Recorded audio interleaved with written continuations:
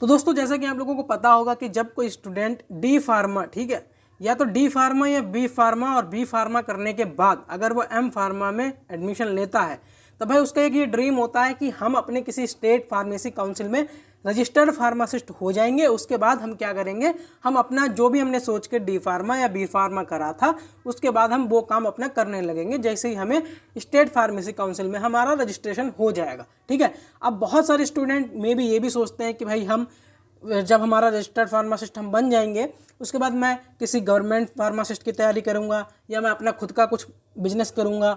ठीक है, ये चीज़ें लोग सोच के रखते हैं। तो सोचो ऐसे स्टूडेंट का क्या दोस्तों जो कि ये सोचते हैं कि भाई हम गवर्नमेंट फार्मासिस्ट की तैयारी करेंगे या वो किसी ऐसे जगह काम करेंगे जहाँ पर भाई उनका रजिस्टर्ड फार्मासिस्ट होना ज़रूरी है, और अगर उनका रजिस्ट्रेशन ही ना हो रहा हो, रुका पड़ा हो, फिर कैसा लगेगा उन लोगों को। ये दर्द मैं बहुत अच्छे से उन स्टूडेंट का समझ सकता। तो दोस्तों यहाँ पर मैं बात करने वाला हूँ कि अगर भाई आपने उत्तर प्रदेश फार्मेसी काउंसिल में अपने अप्लाई किया है ना रजिस्ट्रेशन के लिए, और अगर आपका काफ़ी टाइम से नहीं आ रहा है, और भाई उसके बहुत सारे रीजंस मैंने अपनी पिछली वीडियोस में भी बताए हैं कि क्यों नहीं आते हैं काफ़ी टाइम तक रजिस्ट्रेशन। लेकिन दोस्तों यहाँ पर मैं आपको एक ऐसी क्वेरी के बारे में बताने वाला हूँ जिसको भाई लोग आप जान के भी इग्नोर मत करना, वरना दोस्तों काफ़ी दिक्कत आपके यहाँ पर रजिस्ट्रेशन में होने जाएगी और फिर तो आप गवर्नमेंट फार्मासिस्ट की भर्ती या किसी भी लेवल की भर्ती या फिर संविदा पे आई हुई कॉन्ट्रेक्चुअल या कुछ भी भाई भूल जाना अगर इस क्वेरी को आपने ध्यान नहीं दिया तो दोस्तों अगर क्वेरी आपके इस तरीके से आती है ना, जिन्होंने उत्तर प्रदेश फार्मेसी काउंसिल में अप्लाई किया है कि visit UPPC any working days with all original documents for college name correction, तो भाई देखो यहाँ पर मैं आपको दो चीज़ें बता दूँ। करेक्शन यहाँ पे दो तरीके के होते हैं। ठीक है, नंबर एक करेक्शन होता है आपका किसी डॉक्यूमेंट को लेकर होता है कि अगर आपने कोई डॉक्यूमेंट गलत कर दिया है तो उसका आप रिस्पॉन्स करते हो डॉक्यूमेंट में, आप डॉक्यूमेंट अपलोड कर दो। या तो कोई आपने टाइपिंग मिस्टेक करी होती है। ठीक है, टाइपिंग मिस्टेक यानी कि आपने हो सकता है कोई कॉलेज का नाम गलत भर दिया हो, लोकेलिटी गलत कर दी हो, तो उसका भी ऑप्शन आपको यहाँ पर उत्तर प्रदेश फार्मेसी काउंसिल देता है एडिट के तौर पे। ठीक है, अब यहाँ पर इन्होंने ये बोला है कि विजिट यूपीपीसी, तो भाई इस चीज़ को ध्यान में रखो कि विजिट यूपीपीसी जब भी आपकी ऐसी कोई क्वेरी आ जाए ना स्टेटस में, सबसे पहले तो दोस्तों स्टेटस कैसे देखते हैं आपको वीडियो के डिस्क्रिप्शन में लिंक उसकी मिल जाएगी, आप पता लगा लो कैसे स्टेटस आप अपना देख सकते हो। अब दोस्तों बात करते हैं क्वेरी की। तो यहाँ पर अगर जब भी आपका विजिट यूपीपीसी आ जाए तो भाई बिल्कुल देर मत करना। यूपीपीसी जिस दिन आपकी ये क्वेरी है उसके अगले दिन या उसके अगले दिन 2-3 दिन के अंदर भाई जाना जरूरी होता। वैसे आपको टाइम दे रखा होता है कि 7 दिन में आओ या 14 दिन में आओ, लेकिन मेरी मानो तो भाई 2 से 3 दिन के अंदर चले जाओ और आपका काम बहुत आसानी से वहाँ पर हो जाएगा।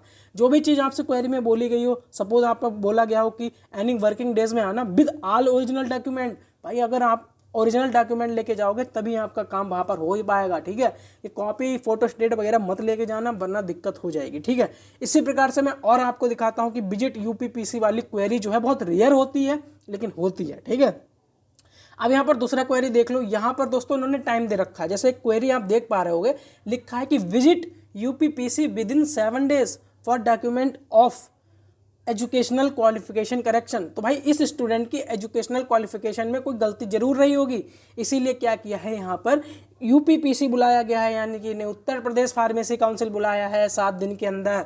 अब भाई यूपीपीसी आपको बुला रहा है तो भाई आप बिल्कुल जाओ, इसको इग्नोर मत करो। किसी दिन मेरे पास एक स्टूडेंट का मैसेज आया था भाई इसी को लेकर कि सर हमारी क्वेरी आई है, हमें काउंसिल बुलाया गया है लेकिन मुझे जाना नहीं है। अरे भाई नहीं जाओगे तो कैसे रजिस्ट्रेशन आएगा तुम्हारा, कैसे तुम फॉर्म अप्लाई करोगे। अब इसी टाइम आरआरबी की भर्ती चल रही है ना भाई, अब तुम नहीं उसमें अप्लाई कर पा रहे हो, क्यों भाई तुम इन्हीं चक्करों में फंसे रह गए, क्वेरी के चक्कर में फंसे रह गए। ठीक है, तो दोस्तों यहाँ पर एक क्वेरी ये देखो, यहाँ पर लिखा है fill your correct roll number enrolment number in column S पर final year marksheet of D pharma.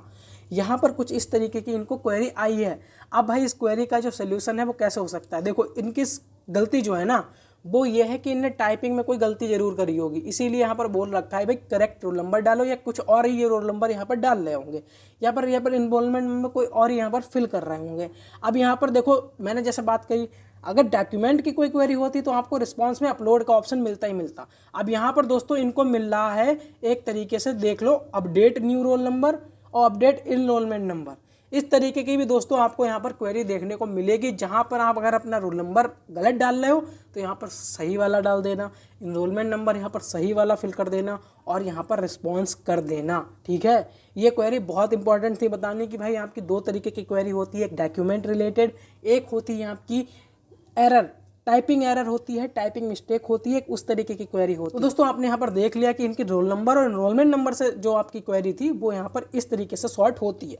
तो यही आपको और मैं फिर से बता दूं कि भाई अगर विजिट करना हो ना यूपीपीसी तो भाई बिल्कुल भी चले जाना वहाँ पर, बिल्कुल चले जाना। जो जो डॉक्यूमेंट मंगाए हैं काम आपका आसानी से हो जाएगा, भविष्य में कभी कोई दिक्कत नहीं आएगी। ठीक है, तो दोस्तों मिलते हैं आपसे नेक्स्ट वीडियो में, तब तक के लिए अपना ध्यान रखना, सुरक्षित रहना।